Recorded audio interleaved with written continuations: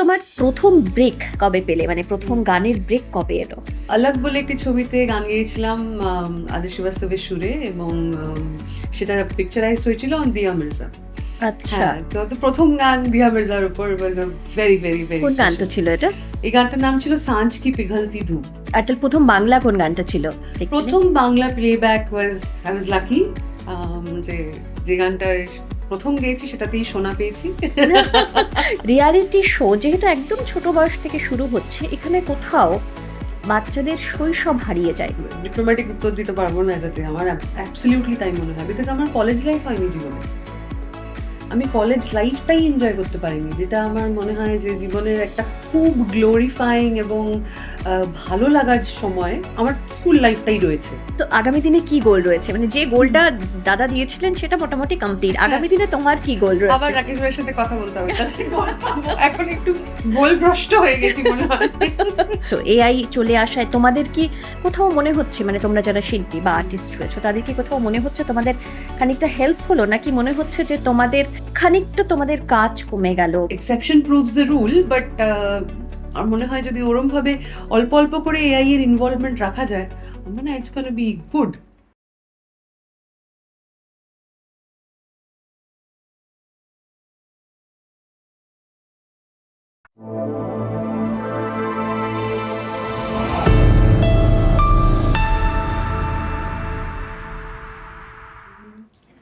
এই গানটা সম্বন্ধে ছোট্ট করে বলে নিই আগে। হ্যাঁ, এই গানটা আমার সুর করা, এই বছরের একদম শুরুর দিকে রিলিজ করেছি, এবং একটা খুব রেপুটেড অ্যাওয়ার্ড সেরেমনিতে বেস্ট বেঙ্গলি ইডিএম সং, মানে ইলেকট্রনিক ডান্স মিউজিক সং হিসেবে এই গানটা অ্যাওয়ার্ডেড হয়েছে ক্লেফ মিউজিকে। ওকে, তো প্রাঞ্জলের লেখা, মানে শ্রমিক ছাড়া এই গানটা সম্ভব হতো না, একদমই শ্রমিক গুহরায়, আর শ্রমিক আর আমার করা একসাথে দুজন মিলে। তো the song goes like, আগুনে পেরিয়ে ক্ষত ভাবিনি এগোবো এত, তবু এগিয়েছি, শুধু এগিয়েছি, পার ভেঙেছিল যে নদী, মন ভেঙেছিল সে ক্ষতি, ভুলে এগিয়েছি, তবু এগিয়েছি, মাথার ওপর বৃষ্টি নিয়ে, মনের ভেতর আকাশ নিয়ে, পথেই পেলাম পথের হদিশ, আগলাবো পথ জীবন দিয়ে, কিছু পেতে গেলে কিছু হারাতে হয়, বেড়ে ভাঙতে গেলে পা পড়াতে হয়, হাত বাড়াতে হয়, পাখনা মেলে, পাখনা মেলে, পাখনা মেলে। ওয়াও, যেমন কথাগুলো আর তেমন তুমি নোটগুলো আপ এন্ড ডাউন, দারুণ, একটু একটু ইন্টারেস্টিংলি করার একটু চেষ্টা interesting। করেছি, বাট খুব সুন্দর। দেখা যাক। আচ্ছা, এবারে আসি, তোমার প্রথম ব্রেক কবে পেলে, মানে প্রথম গানের ব্রেক কবে এলো?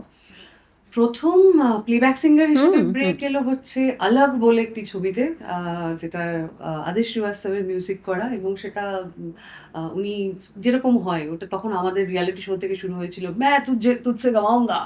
আচ্ছা, মানে যেরকম মেন্টররা সবাইকে প্রমিস করেন না যে তুমসে গাওয়াঙ্গা, আমার পরের সিনেমায় তুমি গান গাইবে, তো এগুলো আমাদের দিয়েই শুরু হয়েছিল। তো আমি, ইমানি, আমাদের আরো বন্ধু বান্ধবরা, আমরা we were the first lots of reality show singers যারা প্লেব্যাক সিঙ্গিং করা শুরু করে ওই সময়। তো আলাগ বলে একটি ছবিতে গান গেয়েছিলাম আদিল শ্রীবাস্তবের সুরে, এবং সেটা পিকচারাইজ হয়েছিল অন দিয়া মির্জা। আচ্ছা, হ্যাঁ, তো প্রথম গান দিয়া মির্জার উপর ওয়াজ আ ভেরি ভেরি ভেরি কোন গানটা ছিল এটা? এই গানটার নাম ছিল সাঁঝ কি পিঘলতি ধূপ। গাও একটু শুনি। सांझ की पिघलती धूप में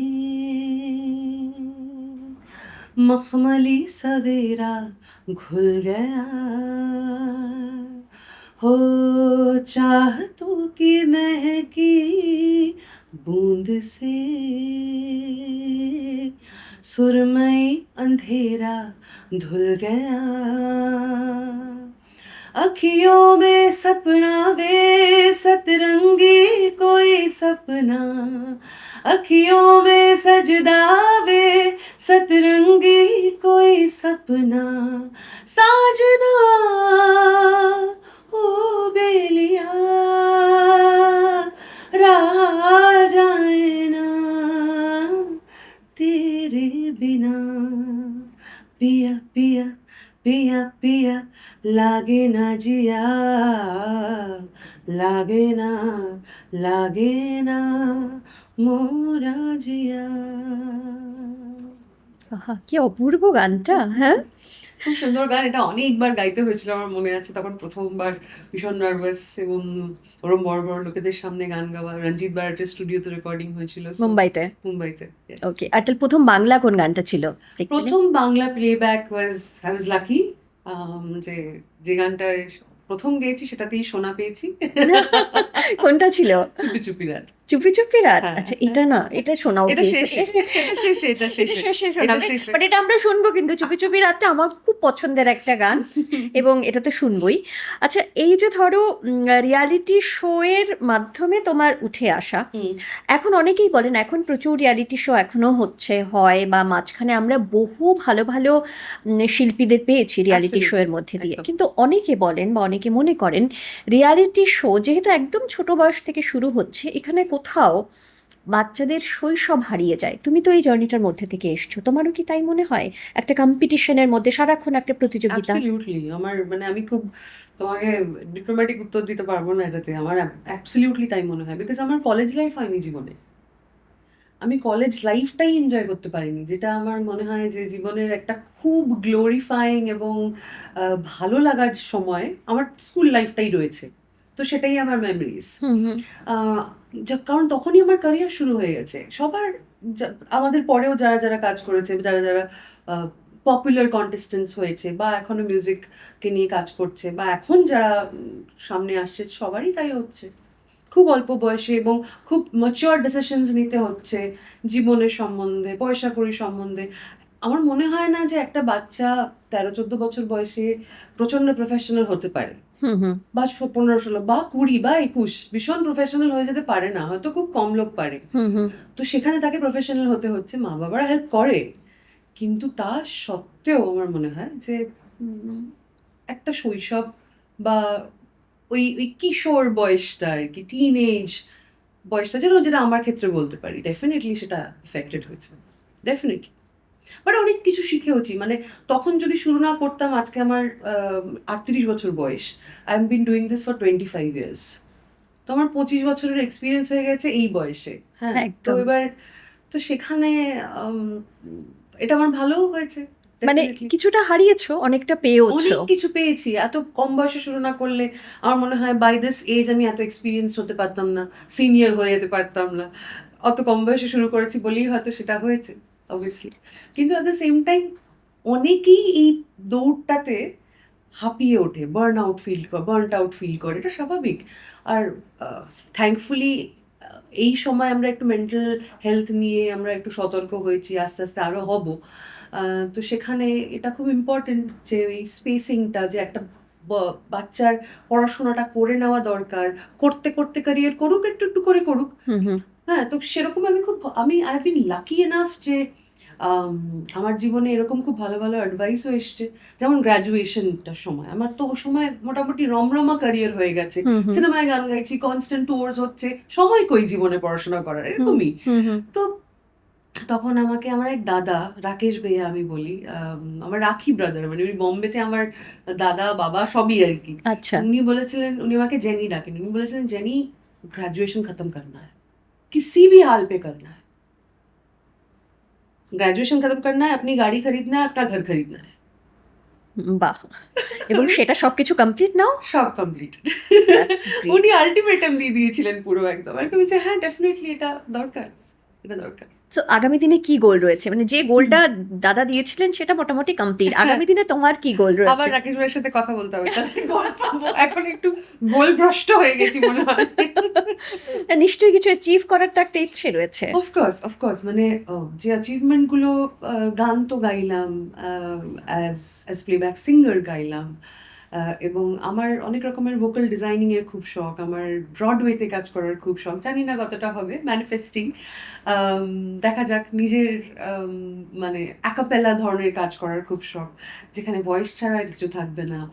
বিন extremely inspired by women of the world বলে একটা ব্যান্ড আছে, যেখানে 4জন মহিলা এবং ইন্টারন্যাশনালি অ্যাক্লেম 4জন মহিলা, এবং তারা শুধুই গলায় একটা পুরো গোটা পারফরমেন্স করে দিতে পারে, যেখানে ইনস্ট্রুমেন্টেশনের কোনো দরকারই নেই, মানে এটা লাইভ করা যে কতটা ইম্প্যাকেবল, কতটা পারফেকশন হতে হবে, এগুলো সত্যি খুব ইন্সপায়ারিং একটা জায়গা। দেখা যাক, জার্নি কোথাও তো একটা শুরু করতে হয়, সাহস করে একটু একটু করে চেষ্টা করি। মানে এই ইডিএম করলাম, ইডিএম গান করলাম, ইডিএম বাংলায় এখনো আমি বলবো মাস অডিয়েন্স এখনো শোনার ঠিক একদম। ওই জায়গায় এখনো পৌঁছয়নি, আস্তে আস্তে আস্তে যাচ্ছে, একটা কাল্ট মনে হয় শোনে। তারপরে ধরো লোফাইটা যেরকম এখন সমস্ত গানের লোফাই একটা হয়, তো এইসব অনেক টেকনিক্যাল ব্যাপার আছে, টুকটুক করে করে চেষ্টা করা আর কি। তো মিউজিকের তো কোনো শেষ নেই, আর এআই এসে গেছে এখন, এআই এর সঙ্গে কি কি করা যায়, দি অপরচুনিটিজ অ্যান্ড স্কোপ মানে সব এন্ডলেস। তো এটা কি তুমি পজিটিভ ভাবে দেখছো, এআই চলে আসায় তোমাদের কি কোথাও মনে হচ্ছে, মানে তোমরা যারা শিল্পী বা আর্টিস্ট রয়েছো তাদের কি কোথাও মনে হচ্ছে তোমাদের খানিকটা হেল্প হলো, নাকি মনে হচ্ছে যে তোমাদের খানিকটা তোমাদের কাজ কমে গেল, বা খানিকটা কোথাও একটা গোটা বিষয়টা একটা মিক্স আপ হয়ে যাচ্ছে? I am very for AI, আমি জানি না, Okay. বিকজ আমার দৈনন্দিন জীবনে এআই আমায় প্রচন্ড হেল্প করে, okay. But again I believe in moderation, যেটা আমি বারবার করে সবাইকেই বলি, আমি জানি না এই কথাটা হয়তো অনেকের মনে হবে মডারেশন আবার মানে কি। সো মানে ডাক্তাররাও বলেন যে মডারেশন ইজ দ্য কি। হ্যাঁ, খাবার খাও না সব ধরনের, কিন্তু মডারেশন ইজ দ্য কি। একদম। সো মডারেশন যদি এআই কে আমরা রাখতে পারি জীবনে, দেখো exception proves the rule, but আমার মনে হয় যদি ওরম ভাবে অল্প অল্প করে এআই এর ইনভলভমেন্ট রাখা যায়, মানে ইটস গোনা বি গুড।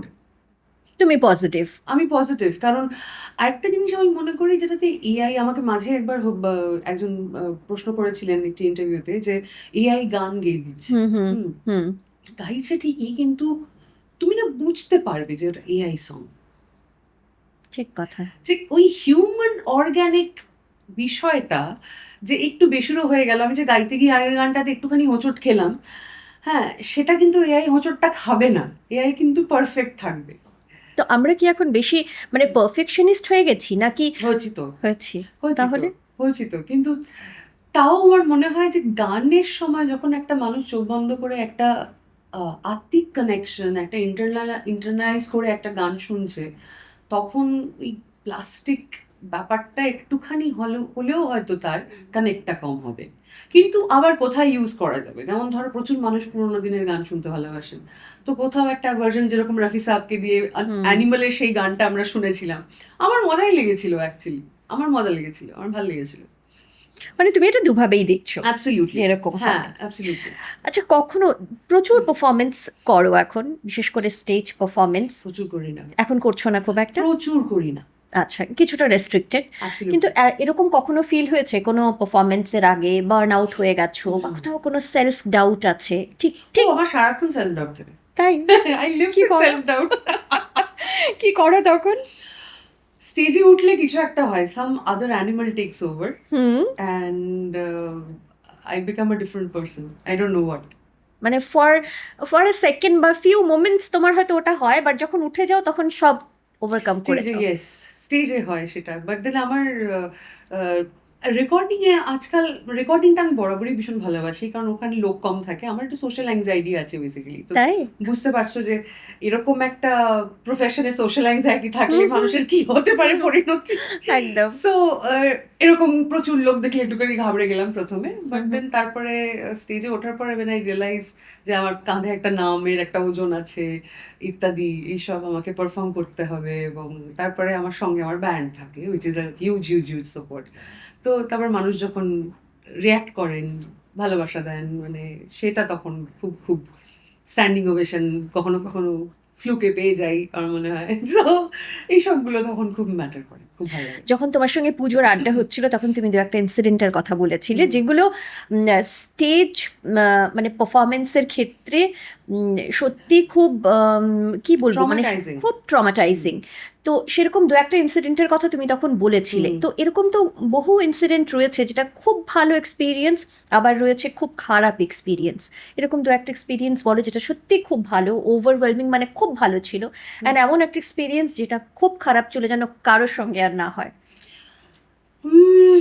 আমাদের এখানে যেটা একটুখানি বলবো, যেটা আমার মনে হয় আমাদের স্ট্রাকচারটা একটু মিসিং, তো মানে অর্গানাইজ করা নয়, ব্যাপারটা একটু এলোপাথারি হয়ে যায় না, মানে একটা ভালো সিকিউরিটি সিস্টেম দরকার সিঙ্গার্সদের, বা এটা কি তুমি বেঙ্গলের কথা বলছো নাকি ইন জেনারেল পুরো? জেনারেল বলছি, বাট Okay. বেঙ্গলে একটু বেশি দরকার আমার মনে আচ্ছা, হয়। ওকে। হ্যাঁ, তো কিন্তু সমস্যাটা হয় এখানে যে এখনো অতটা অর্গানাইজড হয়ে উঠতে পারিনি আমরা। আমি আশাবাদী মেবি ইন মানে future generation will see a organised sector as মানে মিউজিককে অর্গানাইজড সেক্টর হিসেবে দেখতে পাবে হয়তো। কিন্তু খারাপ এক্সপিরিয়েন্সের শুরুর দিকে বেশি, যেরকম আমি তো তোমাকে বোধহয় আগেরবার বলেছিলাম, সেই দিল্লিতে ডিম খেয়েছিলাম আমি। হ্যাঁ, হ্যাঁ, হ্যাঁ, তো সেটা একটা seriously? খুব ইন্টারেস্টিং এক্সপিরিয়েন্স ছিল। যেটা অবভিয়াসলি তখন সঙ্গে সঙ্গে অনুষ্ঠান বন্ধ করে দেওয়া হয়, এবং I step down from the stage, everyone was very apologetic. যারা গান শুনছিলেন তারা এটা করেনি, বাট যারা বাচ্চারা করেছিল, ডিমটাকে শুনেছি। ছুঁড়েছিল স্টেজে তাদেরকে লোকেট করা গেছিল? আমি ওখান থেকে তারপর বেরিয়ে গেছি, কারণ এটা তখন এক তো রিয়াকশন হয়েই যায়। তুমি একবার এরকম বলো একটা ইনসিডেন্টটা। সময় পুজোর শো, সপ্তমী বা অষ্টমীর দিন, তখন মনে আছে আমি দুটো অনুষ্ঠান করতাম একদিনে, এখন আর করি না। সো প্রথম অনুষ্ঠান, এবং সেখান থেকে আমার মনে আছে বাপিদা একটি জায়গায় সাকেত বা কোনো একটা ওরকম জায়গায় অনুষ্ঠান করছিলেন, তো পরের শোটা was at Saket or something. তো ফার্স্ট শোটা was at a very established, very রেপুটেড, very posh complex, দিল্লির মতো জায়গায়, এবং সেখানে ঢুকেছি, দুর্গাপুজো হচ্ছে, বড় বিরাট দুর্গাপুজোর আয়োজন, খুব সুন্দর সবকিছু, স্টেজে উঠেছি, গান বাজনা করছি, গান চলছে, হঠাৎ করে মনে হলো কেউ একদম অদ্ভুত একটা জায়গায় প্রচন্ড জোরে কেউ চড় মারল। তো এবং আমি তখন ভাবলাম এটা কি হলো, আমি না খুব রেগে গিয়ে আমার ডান দিক বাঁ দিকে দেখছি স্বাভাবিকভাবে, কারণ আমি গাইছি, I am in the middle of a song, মানে এমন না যে আমি কথা বলছি। তো তারপর আমি হঠাৎ দেখলাম আমার ড্রামার যে ছিল তখন, অয়ন বাজাতো, তো হঠাৎ অয়ন যে স্টেজে উঠে আমার হাত থেকে মাইক্রোফোনটা নিয়ে বললো আমরা আর পারফর্ম করবো না, কারণ ও তো দেখতে পেয়েছে, ও তোমার পেছনে আছে, আমি তো দেখতে পারিনি। তারপরে হলোটা কি, তখন মানে বোঝার সময় তখন আমি দেখলাম যে স্টেজে ডিমের খোলা পড়ে রয়েছে, এবং একটা নয় দুটো, মানে আরেকজনেরও লেগেছে, আমার পাশে যে গিটার বাজাচ্ছিল ওরও লেগেছে। সো এই বিষয়গুলো আর কি কতটা ভিনডিকটিভ, এবং তারা নাকি 13-14, পরে শুনেছিলাম 13-14-15 বছরের টিনেজার্স যারা মদ্যপ অবস্থায় ছিল। ওকে, তো এটা are from good families, right? একদম। তো তুমি তো বললে প্রথমে কোট আনকোট পশ একটা কমপ্লেক্স। ভেরি ভেরি পশ।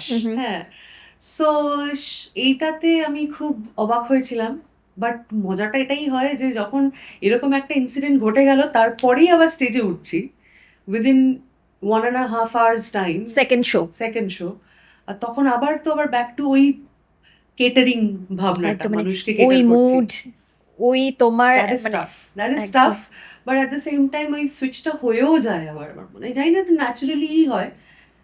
বাপিদাকে দেখলাম, বাপিদার সাথে কথা বললাম, ইন্টারাক্ট করলাম, আড্ডা হলো, এবার বাপিদা স্টেজে গেল, স্টেজে উঠলো, ততক্ষণ এই সময়টা পেলাম, সবাই বললো ভুলে যা ভুলে যা ভুলে যা ভুলে যা ভুলে যা ভুলে যা, let's not talk about it, let's not talk about it. আর তখন একটা সময় হতো না যে women usually don't talk about assault or, সবাই বলে লোক ঠিক। ক্যা কহেঙ্গে, ঠিক। ওই একটা সেন্টিমেন্টও কাজ করতো, কারণ আমি ওই জেনারেশনের ব্রিজটায় বড় হয়েছি, যেখানে লোক ক্যা কহেঙ্গে আর লোগোকো বাতাও, এটা একটা ট্রানজিশনের মাঝখানে আমি বড় হয়েছি আর কি। একদম। তো ওই আর কি, but that's a worst experience. খুব one of ভালো the worst এক্সপিরিয়েন্স, experiences, হ্যাঁ। খুব ভালো একটা এক্সপিরিয়েন্স যেটা সত্যি তোমার খুব ভালো লেগেছে, যে সত্যি এরকম এক্সপিরিয়েন্স যদি সব হয় তাহলে তো কোনো কথাই নেই, সেরকম কিছু? হ্যাঁ, মানে 99% of the experiences are like that. আমি বলবো। ওকে। এই যে প্রত্যেকটা মানুষকে দেখে তারা যখন আম, চুপি চুপি রাতে নিজেরা দাঁড়িয়ে পড়ে ফোনের ফ্ল্যাশ লাইট অন করে দে সুয়ে উইথ মি, এই যে ভিশনটা দেখতে পাই যখন আমি স্টেজে দেখছি পুরো অন্ধকার, জাস্ট টিম টিম করে অ্যাজ এ ফ্ল্যাশ লাইটস গুলো জ্বলছে তারার মতো, এইগুলো তখন তো মনে হয় আরো 100 বছর গাইতে পারি আর কি। তো এভরি একদম। Time, every time. আচ্ছা, 25 বছর হয়ে গেছে তোমার এই গানের জগতে তুমি রয়েছো, পারফর্ম করছো, গাইছো। নিজেকে কি সাকসেসফুল বলবে? মানে তোমার কাছে এক্স্যাক্টলি সাকসেস মানেটা কি? Success, success is I think carrying on. Okay. মানে আমার ক্ষেত্রে আমি এটা ভীষণভাবে বিশ্বাসী যে শুরুতেই যেটা করেছি সেটাতে প্রচণ্ড পরিমাণে পপুলারিটি পেয়েছি। আম, তারপরে অনেকটা ফেজ গেছে যেখানে এখনো আর কি ভীষণ স্ট্রাগল করছি। আম, পাতি থেকে অপাতি হওয়ার চেষ্টা করছি। তো তো এইসবের মধ্যে, এই স্ট্রাগলের মধ্যে আমার মনে হয় যে success comes to those who wait, right? So শুরুতে পেয়ে গেছি, তুমি জানি সাকসেস কেমন লাগে, হুম। এবং সাকসেস পেলে কি কি ভাবে মাথাকে ঠিক রাখতে হয় সেটাও এই ফেজটাতে শিখে গেছি। তো রেডি, যখন আসবে যেভাবে আসবে, রোজ আসছে কোনো না কোনোভাবে আসছে, এবং বিভিন্ন রকমের এক্সপিরিয়েন্সেস হচ্ছে, ভালো মন্দ, আম, বড় কাজ, ছোট কাজ, ভাইরাল, সব কিছু মিলিয়ে মিশিয়ে I would say success is again something that success comes to those who wait. একদম। আচ্ছা, যখন তুমি গান মানে শুরু করেছিলে তখন তুমি একদম ইয়াং ছিলে, মানে শুরু করেছো, ইয়াং কেন বলবো, একজন চাইল্ড আর্টিস্ট হিসেবে তুমি শুরু করলে, তারপরে আস্তে আস্তে গানের সঙ্গে সঙ্গে তুমি নিজেকে, তুমি বড় হলে নিজে গানের সঙ্গে সঙ্গে, আস্তে আস্তে তোমার কাছে নেম ফেম সবটাই এলো। এখন এমন একটা জায়গায় পৌঁছে গেছো যেখানে নাম আর নামের সঙ্গে সঙ্গে ফেম দুটোই রয়েছে। এটাকে কিভাবে এনজয় করো? কিরকম লাগে? কি ফিল করো যখন বেরো, কোথাও যাও, সবাই তোমাকে চিনছে, সবাই তোমার কাছে আসছে, কেউ গানের কথা বলছে, কেউ শুনতে চাইছে, কেউ একটা অটোগ্রাফ চাইছে, এটা কিভাবে, মানে কিরকম মনে হয় তোমার, ফিলিংসটা কি? ভীষণ ভীষণ ভীষণ ভালো লাগে, অবভিয়াসলি ভালো লাগে। মানে এই ভালো লাগাটা একটা সময় সত্যি বলছি, যখন ছোট ছিলাম তখন না মনে হতো এন্টাইটেলড, আমি তো হয়ে গেছি এরকম একটা মনে হতো, এটা হওয়া স্বাভাবিক, এটা একদম। সবার হয় আমার মনে হয়। কিন্তু তারপরে নানা রকমের ফেজের মধ্যে দিয়ে গেছি, এবং যাচ্ছি, এবং এখন যখন কেউ এসে বলেন উজ্জ্বনী তোমার গান আমার এত ভালো লাগে, তখন না মানে ভীষণ অ্যাপ্রিসিয়েট করি তাকে। আর কেউ যদি বলে সেলফি চায়, কেউ যদি বলে অটোগ্রাফ চায়, স্যার আঁখো পর, মানে একদম বলে না যে ভীষণ মানে সেদিনই যেরকম আমি একটি একাডেমি অফ ফাইন আর্টস দেখতে গেছিলাম, সেদিন নয়, বেশ কিছুদিন আগে। বেশ কিছুদিন আগে। ওকে, সো বেশ কিছুদিন আগে একাডেমি অফ ফাইন আর্টস দেখতে গেছিলাম, এবং সেখানে পায়েলও ছিল, মানে Payel is a part of the film, hmm hmm. She is played a very very interesting character. এবং সেখানে হঠাৎ করে পায়েলের সাথে অনেকদিন পর দেখা হলো, এবং সঙ্গে আরো দুজন ছিলেন, তারা এসে বললো বুঝছনি তোমার গান খুব ভালো লাগে। এই জিনিসটা আই ওয়াজ নট এক্সপেক্টিং, আমি একটা টিপিক্যাল একটা সিনেমা দেখতে গেছি হুম এরকম হুম। একটা মুড নিয়ে। তো সেখান থেকে এই জিনিসগুলো, ছোট ছোট অ্যাপ্রিসিয়েশন গুলো ভীষণ ভীষণ ভালো লাগে, সবার ভালো লাগে আমি শিওর। একদম। মানে তুমি পুরো বিষয়টাকে এনজয় করো। ভীষণ এনজয় করি, ভীষণ। মানে ইনফ্যাক্ট আমি চায়ের দোকানেও যাই, চা খাই হয়তো, হুম ভীষণ হুম। চাখোর মানুষ, এবং সেখানে যদি কেউ এসে বলে আর কি যে ছবি তুলতে চায়, আমি তার সাথে তখনও তুমি ছবি রাস্তার তুলি। দোকানে গিয়ে চা খাও? একদম। খাও? হুম। ওকে। আচ্ছা, আমি অনেকক্ষণ ধরে গল্প করছি কিন্তু সবাই বলবে যে উজ্জয়িনীকে নিয়ে এর গল্প তো শুনছি, গান কেন শুনতে পাচ্ছি না অনেকক্ষণ তাইলাম তো। থেকে? না, একটা গান শোনাও, ছোট্ট করে একটা শোনাও।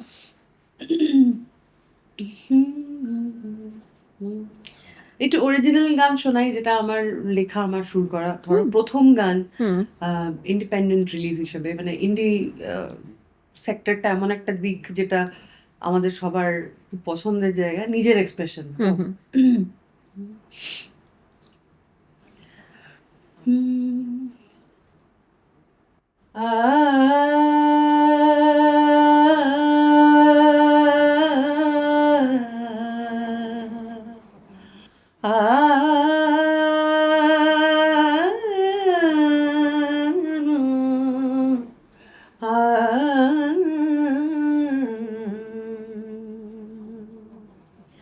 साजन गए परदेस,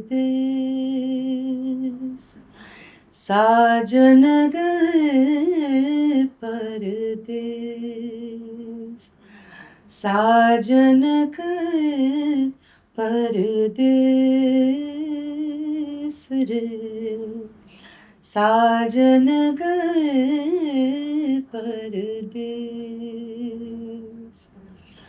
सुध बुध खोई जागी न सोई, आए न कोई संदेश रे, आए न कोई संदेश रे, साजन गए परदेस, साजन गए परदेस।